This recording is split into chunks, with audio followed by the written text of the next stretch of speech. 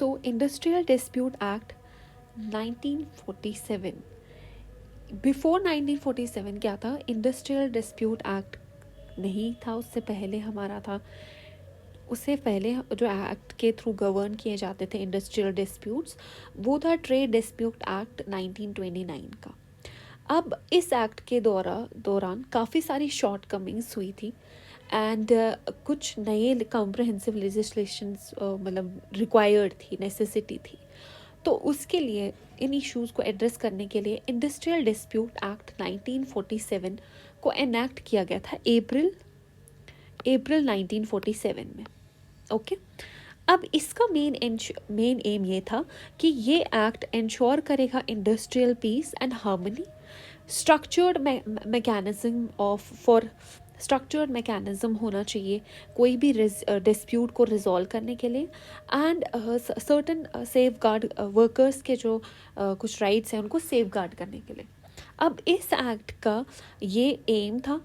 इस एक्ट को इंट्रोड्यूस जब किया गया था तो बेसिकली इसको इंट्रोड्यूस इसीलिए किया गया था ताकि ये इन्वेस्टिगेट करे और सेटल करे इंडस्ट्रियल रिलेशंस को और प्रोवाइड करे सर्टन रूल्स राइट्स आप कह सकते हो। एंड इस एक्ट को बेसिकली हमारे 40 सेक्शंस में डिवाइड किया गया है, 7 चैप्टर्स में। 40 सेक्शंस को 40 सेक्शंस है इसमें ओवरऑल, लेकिन इसको 7 चैप्टर्स में डिवाइड किया गया है। देन इसमें हम स्ट्रक्चर ऑफ जो चैप्टर का जो स्ट्रक्चर है वो ये है कि चैप्टर 1 में हमारी टाइटल आता है, डेफिनेशन आती है एंड की टर्मिनोलॉजीज आती हैं। चैप्टर 2 में उसकी अथॉरिटीज़ अंडर जो एक्ट के अंडर अथॉरिटीज़ हैं क्या, जैसे कंसलेशन ऑफिसर का क्या है, लेबर कोर्ट क्या है, ट्राइब्यूनल क्या है, वो सब आपका चैप्टर 3 में डिफाइन किया गया। देन चैप्टर 4 में आपका पावर डिफाइन किया गया है, प्रोसीजर डिफाइन की गई है, रिस्पॉन्सिबिलिटीज़ डिफाइन की गई है। रिस्पॉन्सिबिलिटीज़ के साथ साथ क्या क्या अथॉरिटीज़ है वो डिफाइन की गई है। चैप्टर 5 में रेगुलेशंस ऑफ स्ट्राइक्स, मतलब स्ट्राइक्स को कैसे, क्योंकि बहुत सारे ऐसे वर्कर्स है जो स्ट्राइक्स पे जाते हैं, लॉकआउट्स का हो जाता है फिर इशू, ले ऑफ्स कैसे करने हैं, रिट्रेंचमेंट कैसे होना है, क्लोजर कैसे होना है, ये सब का को कैसे लीगली डिफाइन करना है, that is in chapter number 5। Chapter number 6 में we have provisions for penalties, legal consequences for violation, क्या क्या लीगल कॉन्सिक्वेंसेस हो सकते हैं अगर आपने कोई भी वायलेशन किया रूल्स एंड रेगुलेशंस को। एंड चैप्टर 7 में आपका मिसलेनियस प्रोविजंस आते हैं। Now definition of industrial dispute basically क्या है, it is a industrial dispute refer to a disagreement between employer and worker। किसी भी वर्कर एम्प्लॉयर और वर्कर के दरमियान जब भी कोई डिस्प्यूट रेज होता है इंडस्ट्री में, that is an industrial dispute. किसी भी कंडीशन के बेसिस पे हो सकता है ये, मेजरली ये होता है वेजेस के बेसिस पे, वर्किंग कंडीशंस के बेसिस पे, टर्म्स क्या है एम्प्लॉयमेंट के उसके बेसिस पे, एंड अदर रिलेटेड इश्यूज, बहुत सारे कंसर्न्स रेज होते हैं। देन इसमें जब एक इंडस्ट्रियल डिस्प्यूट राइज होता है तो मैनेजमेंट एंड वर्कर को, बोथ जो भी होते हैं मैनेजमेंट एंड वर्कर, इनकी बेसिकली मैनेजमेंट डिक्लेयर कर सकता है लॉकआउट, जो मैंने प्रीवियस वीडियो में डिस्कस किया हुआ है। एंड वर्कर क्या कर सकता है, यूजुअली स्ट्राइक्स या फिर पिकेटिंग गेरोस में जाते हैं।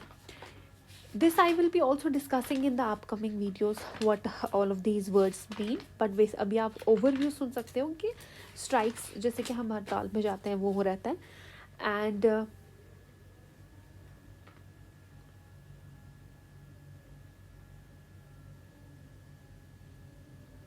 then we have legal legislations होती हैं, section 2 के of the industrial dispute act 1947।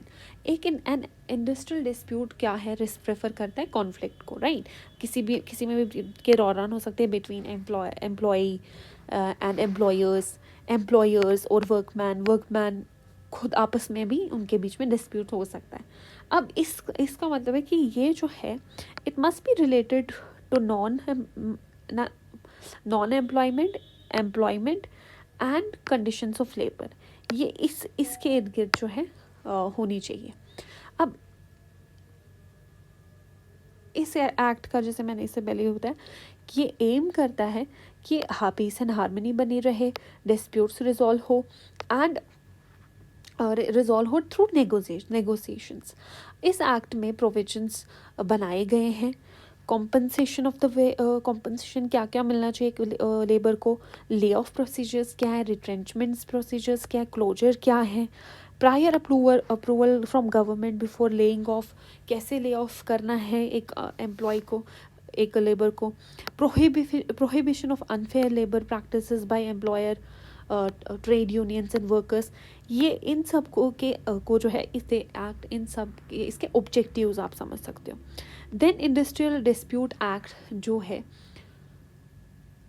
Applicability जो रहती है इंडस्ट्रियल डिस्प्यूट एक्ट की, ये अक्रॉस इंडिया रहेगी एंड ये हर एक एस्टैब्लिशमेंट, इंडस्ट्रियल एस्टैब्लिशमेंट को कवर करता है जिसमें भी बिजनेस होता है। Business, trade, manufacturing, service distribution, हर एक इंडस्ट्री को ये कवर करता है।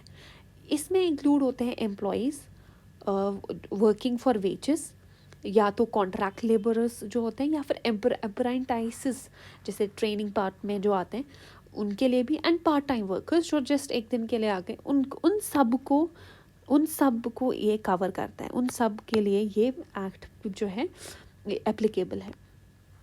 नाउ बात आती है कि ये किन के लिए एप्लीकेबल नहीं है। फॉर एग्ज़ाम्पल मैनेजरल जो रहते हैं, एडमिनिस्ट्रेटिव पर्सनल्स जो रहते हैं, सुपरवाइजरी स्टाफ्स जो अवेलेबल होती हैं, मैनेजरल फंक्शंस जिनके होते हैं, उनके लिए ये एप्लीकेबल नहीं है। मेंबर्स या फिर आर्म्ड फोर्स के लिए, पुलिस के लिए, प्रिजन सर्विसेज के लिए ये इंपॉर्टेंट नहीं है। मोस्ट प्रोबेबली क्वेश्चन ये आ सकता है कि कौन सा इसमें कौन से एप्लीकेबिलिटी किस किस के लिए है, एक्ट में, इस एक्ट में किस किस के लिए एप्लीकेबल है, तो ऐसा क्वेश्चन आ सकता है। देन वी हैव की प्रोविजंस। की प्रोविजंस क्या क्या है बेसिकली, ये एक्ट डिफाइन करता है क्रूशियल टर्म्स, इंडस्ट्री को, इंडस्ट्रियल डिस्प्यूट्स को, ले ऑफ को, लॉकआउट्स को, रिटेंशंस को, ट्रेड यूनियंस क्या होते हैं उन सब को, एंड एस्टैब्लिश करता है डिस्प्यूट रेजोल्यूशन के लिए प्रॉपर मैकेनिज्म। अब प्रॉपर मैकेनिज्म के लिए वर्क कमिटीज़ आती हैं, कंसाइलेशन ऑफिसर्स आते हैं, बोर्ड ऑफ कंसाइलेशंस आते हैं, कोर्ट ऑफ इंक्वायरी अब बनाई गई है, लेबर कोर्ट्स अवेलेबल हैं, ट्राइब्यूनल्स है, वॉलेंट्री आर्बिट्रेशन है, and then we also have awards for labor courts and tribunals, payment of the wages during high court proceedings कैसे होगी, then we have right to appeal against tribunal discussions, out of court settlements, notice requirement for employment conditions क्या रहनी चाहिए, protection of workers during ongoing proceedings, and regulation for strikes and lockouts, compensation for layoffs, retrenchment compensation, retrenchment compensation for terminated क्या क्या available है, procedures for retrenchment, compensation for transfer of undertaking, closure procedures क्या available है, then we have prohibitions of unfair labor practices, recovery of dues from employees, penalties क्या क्या pay करनी है non compliance में, rights and responsibilities of employer and employees की क्या है, ये सब आता है हमारे की प्रोविजंस क्या है इस एक्ट के। Authorities of empowered under this act, authorities किस किस को एम्पावर करती है। सो central government and state government का डिफरेंट है। सेंट्रल गवर्नमेंट डिफाइन करती है स्कोप ऑफ दिस एक्ट क्या है, फॉर्मुलेटर्स, रूलर्स कौन से होंगे, एंड ये क्या करती है, सेंट्रल गवर्नमेंट ही कंसलेशन ऑफिसर को, board of conciliations, court of inquiry, labour court, tribunals को अपॉइंट करती है। देन इंडस्ट्रियल रिलेशंस में, इंडस्ट्रियल डिस्प्यूट में अप्रोप्रिएट्स, ये रेफर करती है इंडस्ट्रियल डिस्प्यूट्स में अप्रोप्रिएट अथॉरिटीज़ फॉर रेजोल्यूशन, ये सेंटर के थ्रू होता है, सेंट्रल गवर्नमेंट के through. Then we have state government just performs similar functions as a central but within the respective jurisdiction, ये रिस्पेक्टिव जुरिडिक्शन के अंदर आता है।